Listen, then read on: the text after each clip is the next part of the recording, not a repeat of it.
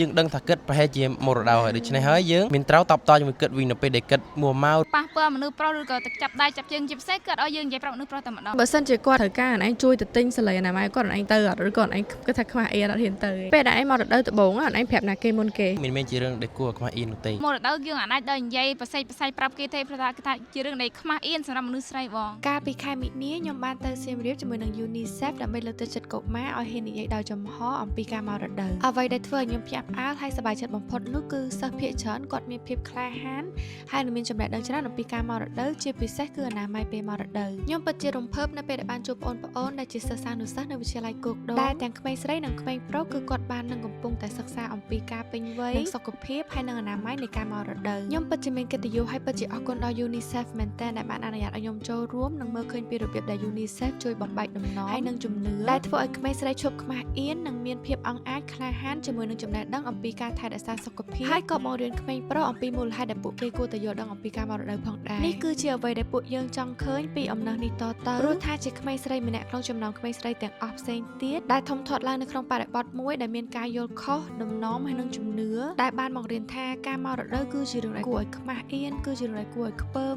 គឺជារឿងដែលគួរតែលាក់បាំងជាពិសេសគឺនៅចំពោះមុខក្មេងប្រុសទាំងអស់នេះគឺវាបានធ្វើឲ្យខ្ញុំជាមួយនឹងក្មេងស្រីដទៃទៀតមានអារម្មណ៍ថាមិនទទួលបានការគាំទ្រការយល់ខុសបែបនេះគឺធ្វើឲ្យក្មេងស្រីនិងមនុស្សស្រីមិនបានថែរក្សាអនាម័យពួកគេឲ្យបានត្រឹមត្រូវហើយប៉ះពាល់យ៉ាងខ្លាំងទៅដល់សុខភាពរបស់ពួកគេនៅពេលដែលបានចូលរួមជាមួយនឹង UNICEF បានជួបនឹងពិភាក្សាជជែកជាមួយនឹងបងប្អូននៅវិទ្យាល័យគោកដងហើយខ្ញុំពិតជាមានអារម្មណ៍ថាសប្បាយចិត្តមែនទែននៅពេលដែលបានដឹងថាទោះបីជាបងប្អូននៅតំបន់ដាច់ស្រយាលតែបងប្អូនមានភាពក្លាហាននិងមានចំណេះដឹងច្រើនទាក់ទងទៅនឹងអនាម័យនៅពេលដែលមកខ្ញុំពិតជាចង់ឲ្យអ្នកទាំងអស់គ្នាមើលឃើញនិងស្ដាប់ផ្ទាល់អំពីភាពក្លាហានការយល់ឃើញក៏ដូចជាមតិចូលរួមដ៏អង់អាចរបស់បងប្អូនអញ្ចឹងតោះខ្ញុំនឹងនាំអ្នកទាំងអស់គ្នាទៅស្ដាប់ពួកគាត់ទាំងអស់គ្នាណ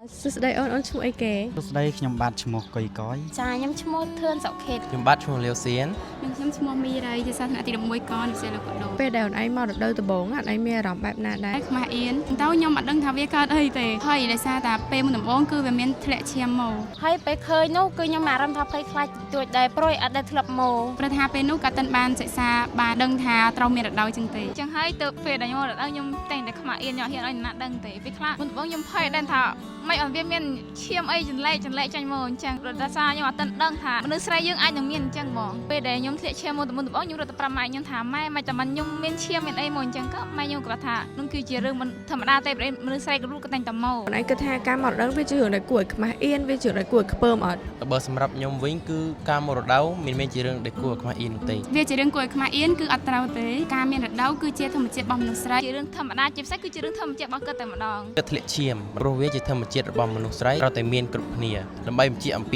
ភាពពេញវ័យរបស់គាត់អាចបន្តពូជបានថានេះគឺជាឈាមរដូវនេះបញ្ជាក់ថាយើងពេញកំមុំបានអាចបន្តពូជបានពេលដែលឯងមករដូវឯងថែរក្សាអនាម័យខ្លួនឯងបែបណាដែរទី1គឺយើងគួរញ៉ាំបន្លែពណ៌បៃតងហាត់ប្រាណតិចតួចខ្ញុំមករដូវគឺមួយថ្ងៃខ្ញុំមួយទឹកប្រហែលជា2ទៅ3ដងអាហារដែលមានជាតិប្រូតេអ៊ីនត្រូវសម្អាតខ្លួនឬក៏រាងកាយរបស់យើងនឹងមួយថ្ងៃឲ្យបាន3ដងសម្អាតដៃមុនពេលយើងផ្លាស់ប្ដូរសម្លៀកអនាម័យចុះឯងគិតថាវាសំខាន់ណាស់នៅពេលដែលមនុស្សស្រីហើយនិងមនុស្សប្រុសគាត់យល់ដឹងអំពីការមករដូវមនុស្សស្រីគួរតែយល់ដឹងដើម្បីថែរក្សាសុខភាពរបស់ខ្លួនឯងអនាម័យខ្លួនឯងមនុស្សប្រុសក៏គួរតែយល់ដូចគ្នាពីព្រោះថាមនុស្សប្រុសគឺមានបងស្រីមានប្អូនស្រីមានម៉ាក់ហើយអនាគតអាចមានប្រពន្ធទៀតអញ្ចឹងទៅមនុស្សប្រុសគួរតែយល់ដឹងឲ្យបានច្រើនដើម្បីជួយសម្រាប់បន្ទុកឬក៏ take care គ្នាទៅវិញទៅមកបើសិនជាមនុស្សស្រីនិងមនុស្សប្រុសអាចយល់ដឹងពីការមករដូវគឺវាពិតជាមានសារៈសំខាន់ខ្លាំងមែនទែនព្រោះតែមនុស្សប្រុសអាចមានប្អូនស្រីបងស្រីឬក៏គាត់អាចមានគូអនាគតដឹងអំពីការមរដូវនេះគាត់អាចដឹងថាទៅពេលដែលមរដូវក្មេងស្រីជួបនៅរឿងអ្វីខ្លះជឿចាប់នៅអ្វីខ្លះហើយមានអារម្មណ៍ថាធុញថប់យើងដឹងថាគិតប្រហែលជាមរដូវហើយដូច្នេះហើយយើងមានត្រូវតបតជាមួយគិតវិញនៅពេលដែលគិតមួម៉ៅហើយនឹងណែនាំឲ្យគិតរក្សាអនាម័យខ្លួនឯងឲ្យបានស្អាតនៅពេលដែលគិតមរដូវបើសិនជាគាត់ត្រូវការឯងជួយទៅទិញសលេអនាម័យគាត់ឯងទៅអត់ឬគាត់ឯងគិតថាខ្វះអីអត់ហ៊ានទៅបើសម្រាប់ខ្ញុំគឺខ្ញុំហ៊ានទៅព្រោះខ្ញុំយល់ពីចិត្តគិតថាពេលខ្លះបើគិតនៅក្មេងពេកគិតអាចនឹងអៀនខ្ញុំនឹងទៅទិញជូនគិតមរដូវខ្ញុំអាចជួយគិតខ្លះដូចជាពេលដែលគិតមរដូវគឺគិតតែងតែឈឺពោះឈឺក្បាលស្រួលខ្លួនដូច្នេះហើយនឹងជួយគិតនៅពេលដែលគិតត្រូវការឲ្យខ្ញុំធ្វើអ្វីអូនឯងគិតថាខ្លួនឯងត្រូវការជួយឬក៏ការជ្រោមជ្រែងពីមិត្តភ័ក្តិនៅពេលដែលខ្លួនឯងមករដូវនឹងបែបណាសើមសម្ពុតយើងចាស់គឺមិត្តភ័ក្តិប្រាប់យើងបើសិនតែខ្ញុំឃើញបែបនោះគឺខ្ញុំនឹងប្រាប់គិតគេជួយរោសម្លេងអនាម័យឲ្យយើងត្រាប់ឬក៏គេប្រាប់យើងឲ្យយើងទៅផ្ទះជូនយើងទៅផ្ទះអីដូរសម្ពុតអីចេះចោះបើសិនជានៅសាលាគឺខ្ញុំអាចជូនទៅផ្ទះបាទពេលមករដូវគឺខ្ញុំមករៀនធម្មតាបានធម្មតា តាអត់ដែលបានខានទេ បងឯងមានអីចង់និយាយទៅកាន់ថ្មីប្រុសក្មេងស្រីដែលគាត់កំពុងតែមើលវីដេអូនេះបងឯងមានអីចង់និយាយទៅកាន់ពួកគាត់អត់ យើងគួរតែយល់ដឹងអំពី